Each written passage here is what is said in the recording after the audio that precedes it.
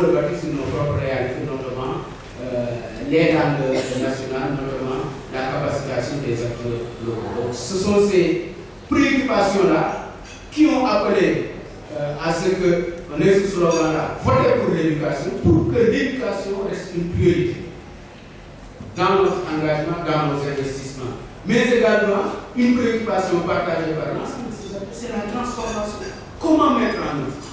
La rappelé, c'est le long temps, depuis les États généraux de l'éducation et de la formation de 81 jusqu'aux dernières assises nationales de l'éducation et de la formation. Je pense que nous avons fait le tour d'imaginer des solutions.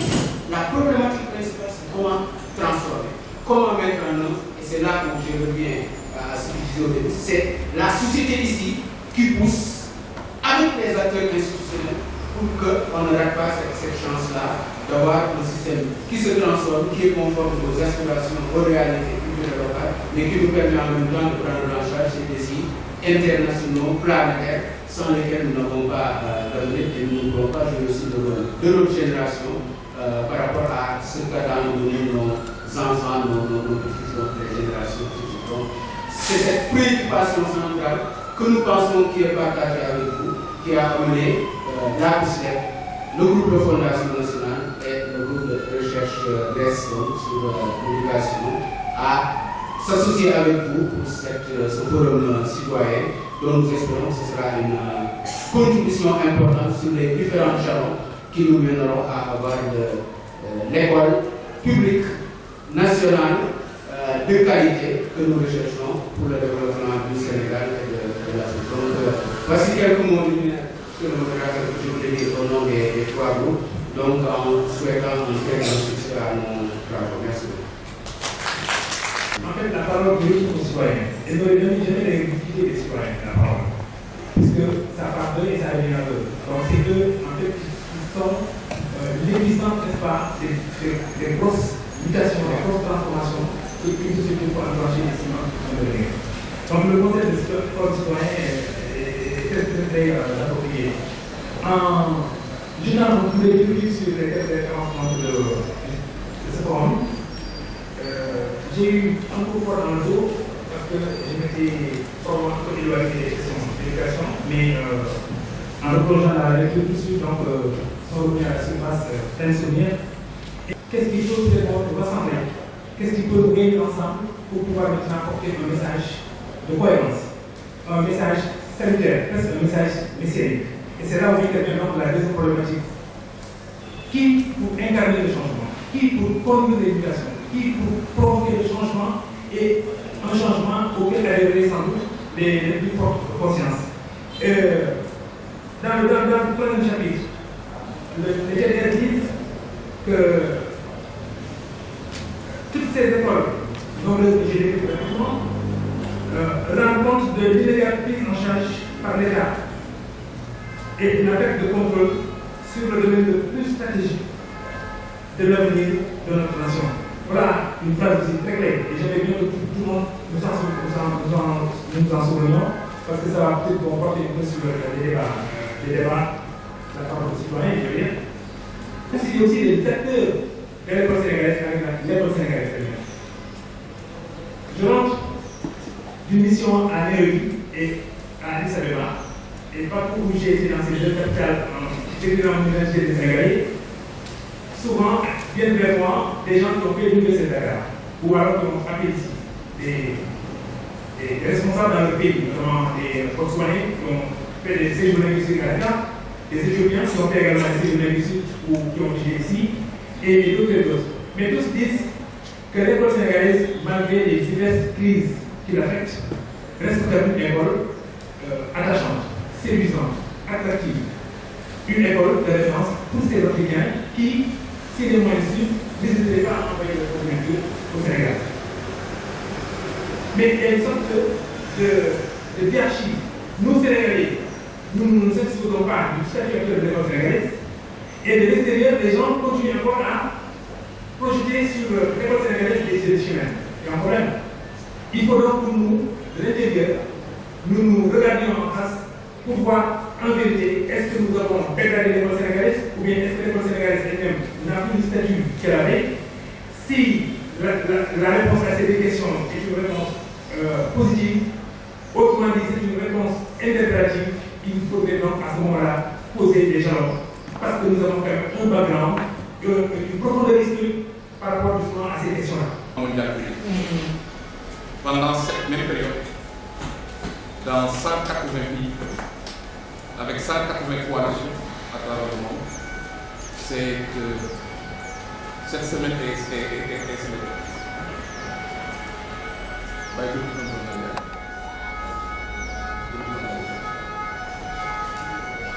Alors donc c'est une semaine qui cherche à attirer l'attention des pouvoirs publics, nous l'avons dit, des décideurs, des donateurs, des parents sur l'impératif de prendre des mesures d'urgence contre les entraves à la réalisation des objectifs de l'éducation,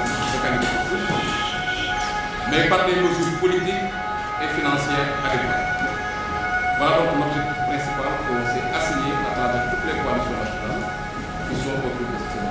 Nous cherchons aussi à raviver les débats. Et c'est ça qui donne du sens à notre partenariat avec le groupe de fondation de Grèce. Partager le bilan de l'éducation pour tous, mais aussi nous inscrire sur des recommandations pertinentes en guise de contribution à la construction de l'agenda post-2015. Nous essayons aussi durant la semaine, en tant que coalition nationale d'éducation, de valoriser le rôle joué par la société civile. Valoriser ce rôle pour pouvoir porter le plaidoyer et mobiliser les communautés, parce que c'est là où nous sommes attendus. Nous avons l'habitude de rappeler que chaque catégorie d'acteurs a une valeur ajoutée certaine, et nous, en tant qu'organisation citoyenne, nous sommes particulièrement attendus dans la mobilisation, l'organisation et le renforcement des communautés. Qui organise la Semaine mondiale d'action justement?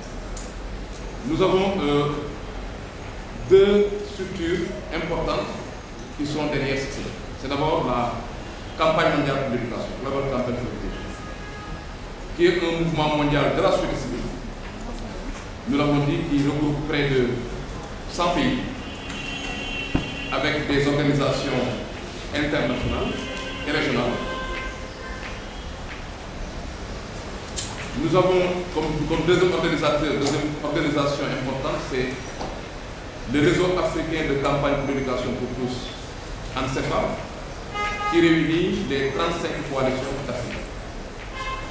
Et nous avons aujourd'hui la contribution de Oxfam, qui est l'organisme qui a en charge le financement justement du Civil Society Education Fund. Et nous sommes financés pour organiser cette semaine par le GPE, Global Partnership for Education, ou Partenariat mondial pour l'éducation, qui est le bailleur de nos activités, le principal bailleur de nos activités, et le bailleur de cette semaine mondiale. La semaine est aussi organisée par les antennes régionales, parce que nous avons une forte conviction que les transformations se feront au niveau local, dans les écoles, autour des communautés, dans les communautés.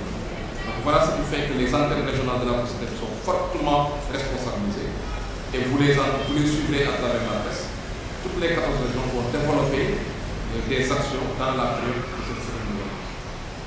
Nous avons aussi des partenaires qui sont engagés à accompagner cette semaine mondiale d'action. Ici, le président soulignait la présence de Fabrique, qui est membre fondateur de la société, mais aussi la présence de EDAction qui est là, de GD, je vois derrière.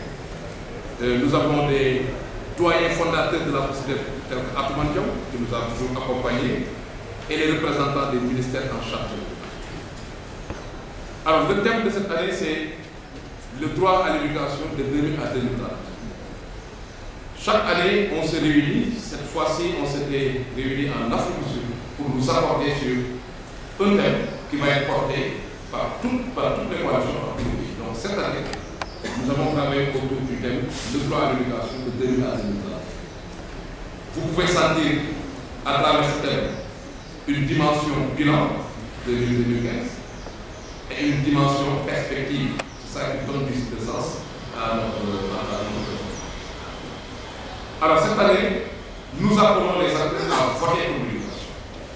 Parce que le président le disait tantôt, nous sommes dans une perspective de construction de l'agenda post-2015 ou alors des objectifs de développement durable.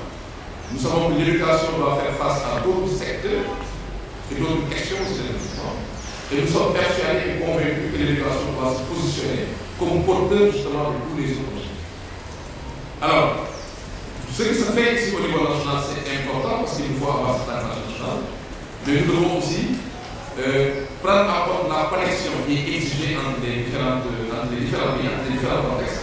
Et ça fait que nous avons demandé à ce que les acteurs puissent tous appeler à votre communication. Tout à l'heure, la coordination exécutive va partager avec vous des feuilles de présence assez particulières où on vous demandera de voter une éducation à travers une thématique qui ont été identifiées par le niveau international, mais en lien avec les niveaux locaux. Et nous aurions aimé effectivement que les acteurs du Sénégal que nous puissions peser pour que, au sommet des Nations Unies prévu en septembre, que l'éducation puisse occuper sa place, vraiment sa place. 2015, c'est une année charnière. Une année charnière parce que il y a eu les objectifs de développement durable.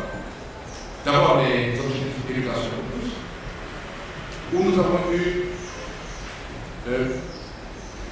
des engagements du gouvernement, des engagements forts du gouvernement. Mais aujourd'hui, à l'heure du bilan, nous rendons compte qu'aucun des pays ne pourrait arriver à atteindre les objectifs, tous les objectifs qui ont été fixés. 2015 est donc cette année charnière où il nous faut faire le bilan. Elle est aussi charnière parce que justement, 2015 devra nous permettre de revoir la place de l'éducation dans le développement durable de l'Europe.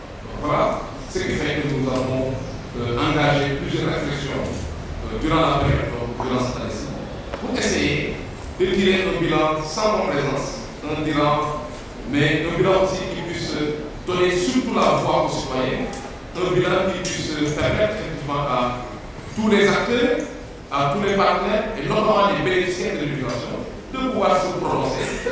Et c'est ça qui nous permettait effectivement de positionner l'éducation. Donc 2015 a plusieurs significations pour nous.